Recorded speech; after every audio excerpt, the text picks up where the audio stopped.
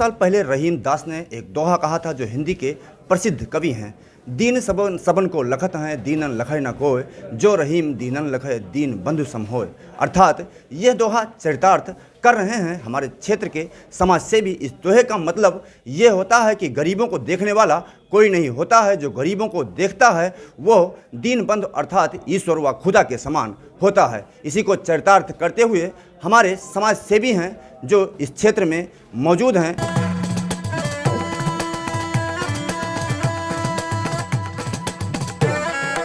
नमस्कार, आप देख रहे हैं यूपी टुडे और मैं हूं दामोदर शुक्ला। आपको दिखाऊंगा अपने खास कार्यक्रम गांव के लाल में, जिसमें हमारे साथ मौजूद हैं हसीब खान जी। हसीब खान नाम सुनने में तो पुराना ही लग रहा है, लेकिन जनता से पूछिए हसीब खान आखिर कौन है। हसीब खान वो हैं जिन्होंने समाज सेवा के बल पर क्षेत्र में वो नाम कमाया है जो नाम शायद मिटने का नाम नहीं ले रहा है। ये विधानसभा के प्रत्याशी भी रह चुके हैं और सपा जनवादी प्रत्याशी होते हुए इस समय वर्तमान में समाजवादी पार्टी में हैं। समाजवादी पार्टी के संस्थापक मुलायम सिंह की मृत्यु में अंत्येष्टि संस्कार कराने के बाद उनको बर्दाश्त नहीं हुआ कि हमारी जनता इस समय पीड़ित है, हमारी जनता इस समय बाढ़ का त्रासदी झेल रही है। वो स्वयं अपना ट्रक लेकर आए, खाद्यान्न लेकर आए और इस समय जनता के बीच अपना खाद्यान्न पहुंचा रहे हैं। ये वही हसीब खान हैं जिन्होंने पिछली दीपावली में गंगा जमुनी तहजीब को कायम करते हुए तकरीबन 100 मंदिरों पर इन्होंने तेल और दिए का प्रबंध कराया था। लोग कहते हैं कि गंगा जमुनी को तहजीब को कायम करने वाला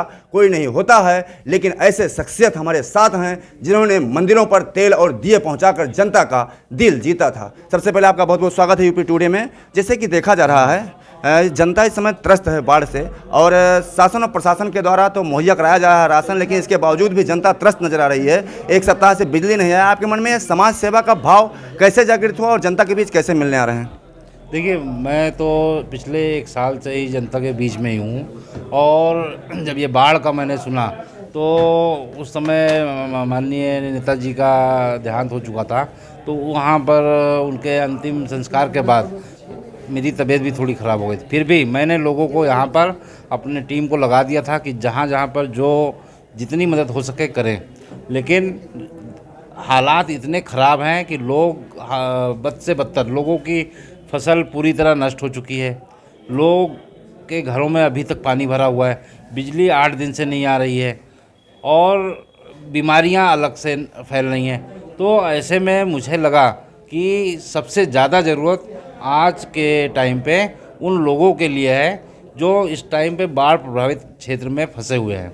इसलिए मैं स्वयं आया हूँ और 4-5 दिन रुकूंगा और जहाँ जहाँ पर पहुँच सकता हूँ वहाँ पहुँचकर जो मुझसे हो सकता है पूरी प्रयास होगी कि जितना ज़्यादा से ज़्यादा मुझसे मदद हो पाए मैं उनके लिए मदद करूँ। जी, जैसे खाद्यान्न सामग्री आप उपलब्ध करा रहे हैं, ऐसे में देखा जाए जो प्रशासन के द्वारा दिया जा रहा है उसी को वर्तमान जो नेता हैं उसी के अपना राजनीति चमकाने में लगे हैं। इस पर आप क्या कहना चाहेंगे? और समाज सेवा के बल पर आप जनता की सेवा करने का भाव आप में जागृत है, इसको लेकर क्या कहेंगे? देखिए, जनता सब समझती है। जनता अब मूर्ख नहीं रह गई है। सोशल मीडिया, टेलीविज़न और इतने प्लेटफॉर्म आ चुके हैं कि जनता समझ रही है कि कौन किसके लिए कर रहा है। अब कोई कहे कि मैं कर रहा हूँ तो जनता जानती है कि सरकार की तरफ से जो आया हुआ है वो कितना भी समझाएं, लेकिन जनता जानती है कि हमको कौन असली में अपने पास से मदद कर रहा है, कौन सरकारी मदद कर रहा है। तो जनता को कुछ समझाने की ज़रूरत नहीं, जनता बहुत समझदार है। जी, आज उत्तर प्रदेश में धर्म की राजनीति हो रही है। जैसे हम लोग देख भी रहे हैं, हम लोग टीवी चैनलों के माध्यम से देखते हैं, हम लोग खुद कवर करते हैं क्षेत्र में, लोग धर्म की राजनीति करते हैं। आपने पिछले वर्ष जनता का दिल जीतने का काम किया, आप मंदिरों पर दिए और तेल पहुँचाए। इसके साथ साथ दीपावली चल रही है, आपको याद आ गई जनता की कि इस तरह से जनता त्रस्त है बाढ़ में और आप जनता के बीच आए। इसको लेकर आप क्या कहेंगे?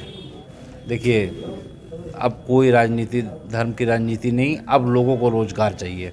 अब लोगों को सस्ता चाहिए डीजल, सस्ता चाहिए पेट्रोल, सस्ता चाहिए रसोई। अब धर्म की राजनीति ख़त्म हो चुकी है। जितना दिन चलना था धर्म की राजनीति चल चुका, अब लोग त्रस्त हो चुके हैं।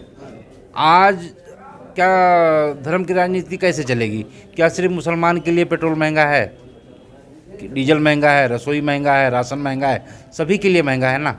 आज नौकरियां नहीं मिल रही हैं तो क्या खाली सिर्फ मुसलमानों के लिए नहीं मिल रही हैं? 85% तो हिंदू भाइयों को भी नहीं मिल रही है ना। तो लोग समझ चुके हैं अब धर्म की राजनीति चलने वाली नहीं है। अब जो भी चुनाव होंगे अब मुद्दों पे होंगे, महंगाई पर होगा, बेरोजगारी पर होगा, और जो जिस तरह से सरकार ने लोगों के साथ में लोगों को छला कि अच्छे दिन आएंगे, यही अच्छे दिन हैं। आज उतरौला में आप लोग देख रहे हैं, ये क्या हमारे अच्छे दिन यही हैं? जैसे कि देखा जा रहा है इस समय आपकी पार्टी जो समाजवादी पार्टी है इस समय दुख में चल रही है, विषम परिस्थिति है। ऐसे में लगभग एक सप्ताह होगा यहाँ बिजली व्यवस्था नहीं ध्वस्त है, इसको लेकर क्या कहेंगे? बिजली व्यवस्था को लेकर क्या कहेंगे सर?